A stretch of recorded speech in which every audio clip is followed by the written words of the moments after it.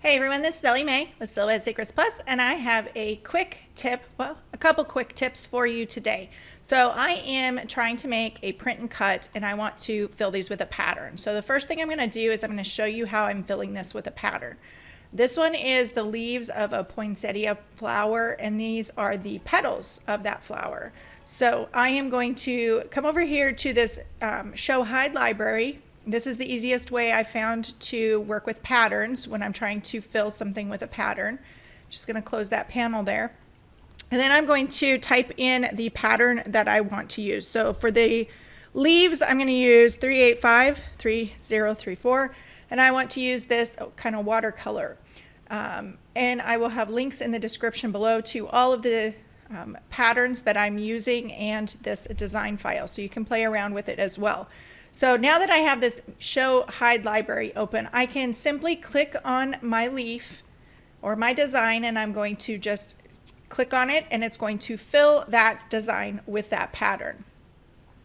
And then I'm going to add the pattern while I'm in here for the red poinsettia. So I use 3853037, and I'm just going to click on that. Now that's going to easily fill that, and then I'm going to hide that library again.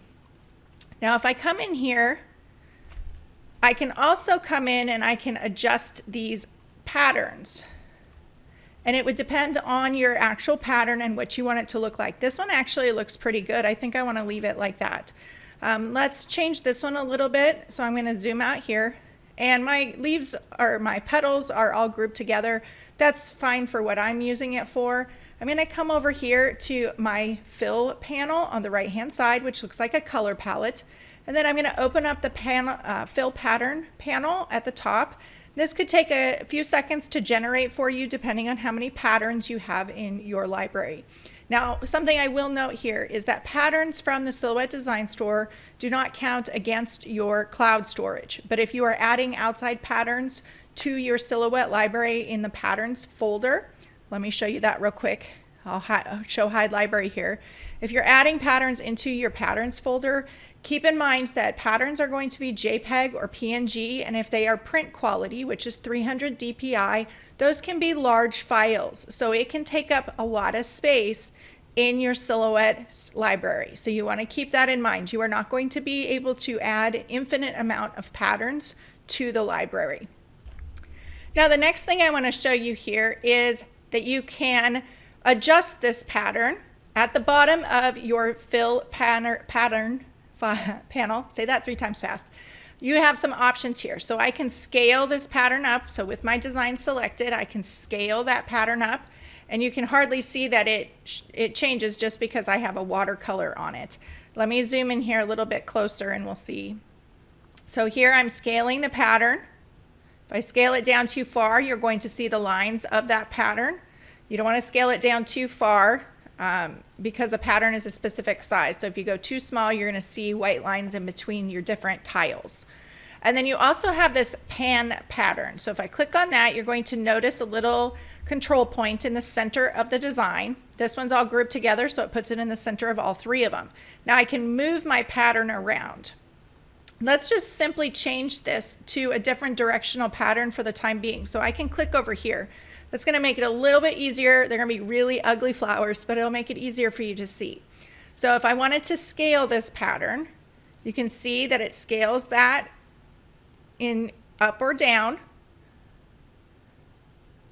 And then if I pan the pattern, it's going to allow me to move that pattern across my design. And if I want to change the angle of that pattern, I can do that as well.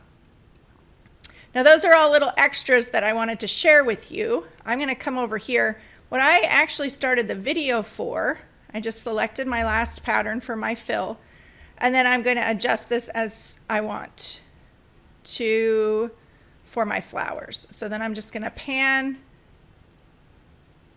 and the watercolor kind of gives it a little bit more dimension. And then I'm just adjusting the angle. Now the reason I started the video was I was doing a print and cut, and I used the print bleed, and it didn't work very well.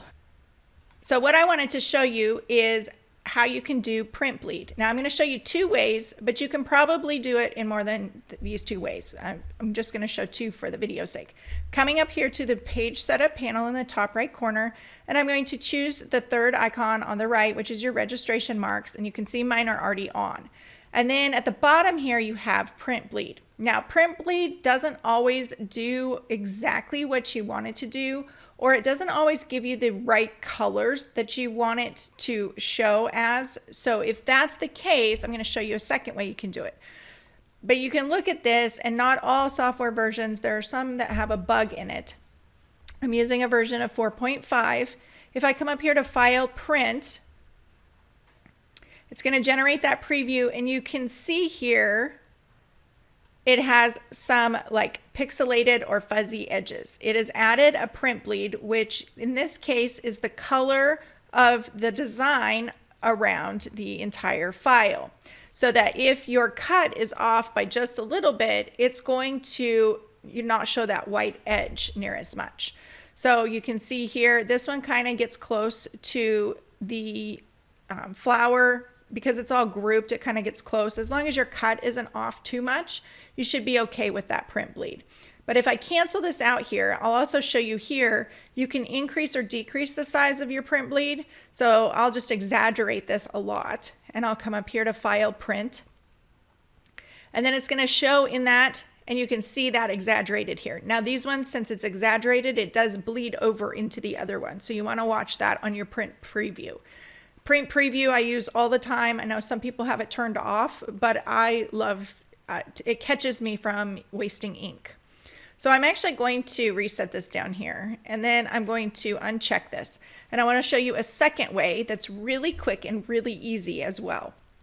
So the first thing I'm going to do on this green, I'm going to come over here to the offset panel. And this is the way we used to have to do all of them before print bleed was introduced into the software. So I'm going to click on offset. And whatever offset size that you would like to do, let's zoom in here. Now an easy way to get the color, especially since mine is a pattern and it's a color variation, I'm going to come over here to my transfer properties eyedropper. On the left hand side, I'm going to click on it, and then I'm clicking on the green. That is instantly going to fill or transfer the properties of the object that I clicked on to the object that was selected. So let's come down here and I'll show that up close again. So if I click on my leaves or my petals for my flower, with the poinsettia, they're actually leaves that are just different colors. I did look that up a while back. I'm going to select my offset. You can see that come around now. This offset is a little bit into each other. Again, as long as it's not going to cut too far off, you should be okay. Click on your transfer properties. And then I'm going to click on the color. So the object I want the properties transferred from, I'm selecting that with my eyedropper with the properties that I have with the design selected. So my offset was selected, and I transferred the properties from the pattern. Now you can see here there's a little bit of color variation. In this case, that would be just fine because it's a flower and your flower is going to have color variations. So you can kind of play around with those tools and see what is going to work best for your project. Keep in mind that a silhouette print and cut has a 1/16 margin of error, 1/16 inch margin of error that is perfectly normal when you're doing a print and cut.